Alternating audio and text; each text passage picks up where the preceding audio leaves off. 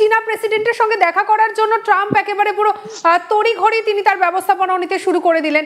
ভারতের সঙ্গে চীনের দেখা, রাশিয়ার দেখা হওয়ার পরে আচমকা এমন একটা পদক্ষেপ আবার নিতে চলেছেন ট্রাম্প। বিষয়টা ঠিক কি হচ্ছে বলুন তো? দেখুন, এইটাই তো একটা হাস্যকর স্টেটাস। মানে ওই যে বললাম, একদিক দিয়ে বলছি নাক চাপটা বিয়ে করবো না, অন্য দিক দিয়ে বলছি তোমাকেই আমার পছন্দ, তোমার মতো আমার সুন্দর আমি কাউকে দেখিনি।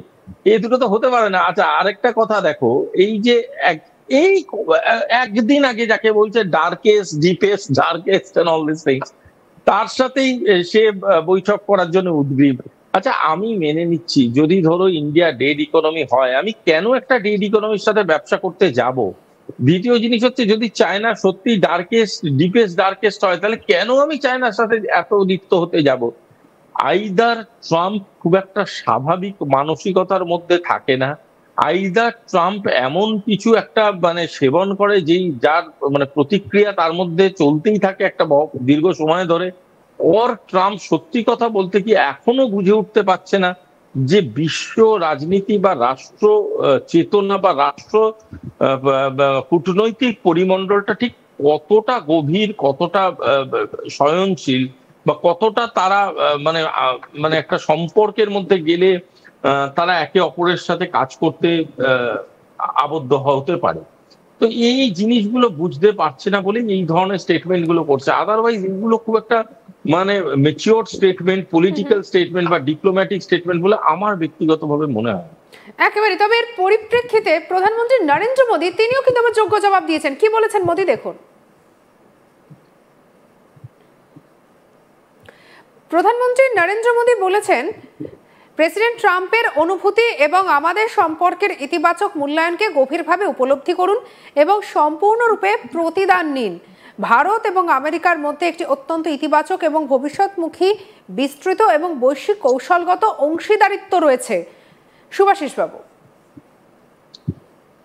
দেখুন, একটা কথা বদমাইশ ছেলেরা এই দেশে বলতেই থাকে, চেয়ার পেতে দিলে বসাটা সভ্য।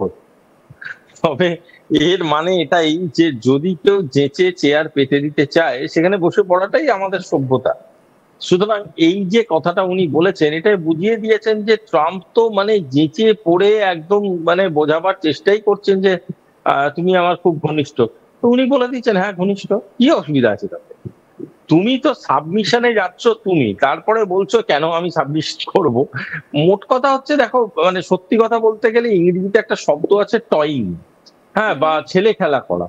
At this point of time global ডিপ্লোমেসির তিনটে রাষ্ট্রপ্রধান, সেটা নরেন্দ্র মোদী, পুতিন এবং জি, এই তিনজনে মিলেই ট্রাম্পকে নিয়ে টয়িং করছে। এবং এই টয়িংটা আমেরিকার বিরাট সেনেট বুঝতে পারছে, আমেরিকার যারা রাষ্ট্রপ্রধানরা, সরি, যারা স্টেট রিপ্রেজেন্টেটিভরা আছে তারা বুঝতে পারছে, ইলেকটোরাল কলেজ বুঝতে পারছে, সবাই বুঝতে পারছে।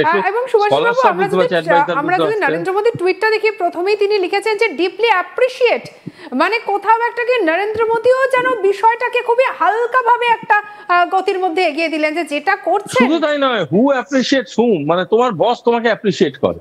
Do you appreciate your boss? You don't appreciate your boss, right? মানে তুমি তোমার উপরের মানুষটাকে তো অ্যাপ্রিশিয়েট করতে পারো না, এটা তো কোয়ালিফাই করো না তুমি তার জন্য। তোমার উপরের মানুষটাই তো তোমাকে অ্যাপ্রিশিয়েট করে, বা বেটা বহুত বড়িয়া, বহুত বড়িয়া বলা, এরকম টাইপের একটা মানে ওই তো বললাম একটা টয়িং চলছে। এই যে কথাগুলো ধরো বলছে fully reciprocate President Trump's sentiments and positive assessment of our ties, মানে কি, মানে অ্যাজ ইফ এতদিন ধরে উনার যে অ্যাসেসমেন্ট গুলো ছিল, সেই অ্যাসেসমেন্ট গুলো was not up to the mark, তার জন্য এখন যে অ্যাসেসমেন্টটা আছে ওটা হচ্ছে পজিটিভ অ্যাসেসমেন্ট। সো এই যে ডিপ্লোমেসিতে ছোট ছোট কথাগুলো, India and the US have very positive and forward looking comprehensive and global strategic partnership. তো এটা তো অলরেডি এক্সিস্ট করে, তাহলে এই কথাগুলো বলার পিছনে কারণটা কি? এই কথাগুলো বলার পিছনে এটাই বুঝিয়ে দেওয়া যে whatever you are trying to say, শুনতে ভালো লাগে, ঠিক আছে ভাই, চলছে চলুক, কিন্তু মানে ওভার ডু করো না কোনো জিনিসকে। একটা লেবু কচলালে তেতো হয়ে যায়, আর এই কচলে কচলে কচলে কচলে লেবুটাকে তেতো করে ফেলেছো। এখন তুমি বলছো একটা জায়গায় পরিবেশন করতে, এটা is very difficult for anybody. একেবারে, অবশ্যই আপনি আমাদের সঙ্গে থাকুন। তবে এই জায়গা থেকে চলে আসছে আরো একটা প্রশ্ন, যে প্রধানমন্ত্রী নরেন্দ্র মোদী এখন তাহলে কি সেই মুখটা যে আসলে সবার নেতা যে কোনো দেশের ক্ষেত্রে, এই যে প্রধানমন্ত্রী নরেন্দ্র মোদীর লিডারশিপ, সেটাই কি তাহলে এগিয়ে নিয়ে যেতে চলেছে ব্রিক্সকে? সেটাই কি তাহলে এগিয়ে নিয়ে যেতে চলেছে বিশ্বের অর্থনীতিকে? এমন একটা কথা ঘোরাফেরা করছে। একদিকে আমরা জানি যে ট্রাম্পের কিন্তু একটা দিবা স্বপ্ন রয়েছে যে বিশ্বের অর্থনীতিকে ট্রাম্পই আসলে পুরোটাকেই মানে চালনা করবে বা একটা দবদবা রাখবে, এরকম একটা বিষয় কিন্তু থাকছে। আর এই জায়গা থেকে করব আমাদের পরবর্তী আলোচনা। এবারে এই আলোচনার মধ্যে চলে আসছে বেশ কয়েকটা বিষয়। আমরা বারবার শুনেছি ব্রিক্স মুদ্রার কথা। এই যে ব্রিক্স মুদ্রা আসলে কি, যেটা হয়তো আমরা অনেকেই জানি না, আসলে পুরোটাই হচ্ছে একটা ন্যারেটিভ। এবার এই যে ট্রাম্পকে যদি চাপে রাখতে হয় তাহলে স্বাভাবিকভাবেই দরকার অন্য কোনো শক্তির। এই শক্তি কি তাহলে হয়ে উঠতে চলেছে ব্রিক্সের অন্তর্গত দেশের এই সমষ্টিবদ্ধ জোট? ব্রিক্স মুদ্রায় কি পরবর্তীকালে নতুন করে খেলাটাকে বদলে দিতে পারে? এই নিয়েই আমাদের এই আলোচনা। আমাদের সঙ্গে আলোচনায় রয়েছেন আন্তর্জাতিক সম্পর্ক বিশেষজ্ঞ শুভাশিস ব্যানার্জি। শুভাশিস বাবু, একদম এই প্রশ্নটাই রাখবো আপনার কাছে যে তাহলে কি এই ব্রিক্স মুদ্রাই কি বদলে দিতে পারে ট্রাম্পের এই দিবা স্বপ্নকে?